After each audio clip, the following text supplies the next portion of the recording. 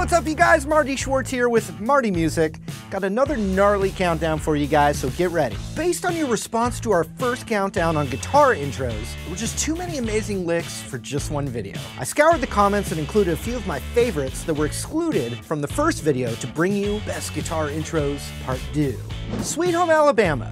This catchy intro allowed this southern rock anthem to cut into the mainstream. This lick aspires to mimic a banjo riff similar to Oh Susanna, a fitting homage for a song that's basically become the unofficial official song for the state of Alabama. If you want to know more about the man behind this legendary riff, Ed King, check out our Guitar Tours episode with him. Seven Nation Army. This song may contain the best riff in the White Stripes catalog, and it's undoubtedly the most recognizable. Since this rock duo famously doesn't have a bass player, Jack White uses an octave effect on his guitar to achieve that bass-like sound. White said he was saving this lick in case he was ever asked to compose a track for a Bond film, but decided that was unlikely, so he used this awesome riff to write this song. Stairway to Heaven. Of course, thanks to Wayne's World, the song and its opening riff has become a guitar store pariah. But despite the undeniable fact that it's been overplayed for decades, the intro lick for Stairway is still one of the greatest in Zeppelin's catalog. The main lick is an experimentation of Renaissance and folk melodies and provides the foundation for one of the most epic musical builds in rock history. Wish You Were Here.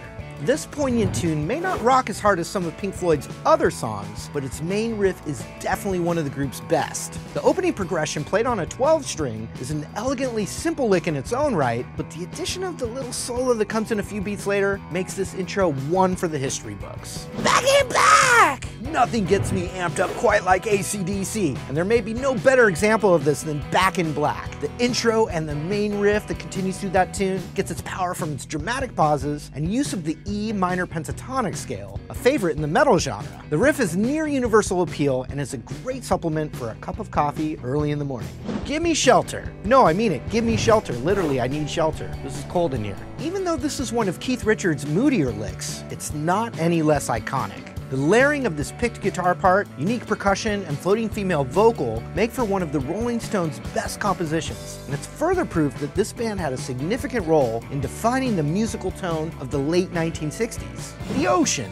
By the time of The Ocean's release, Led Zeppelin had solidified itself as a rock powerhouse, and this song and its intro further cemented their place in the annals of rock history. The opening riff's use of compound meter gives this lick a unique feel and forces me to make a face like I just smelled something nasty. Money for Nothing.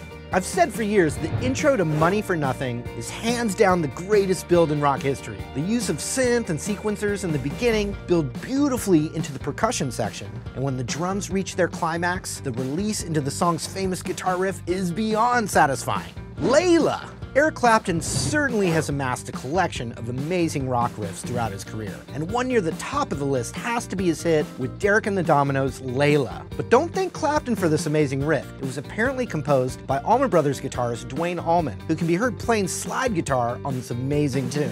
Satisfaction.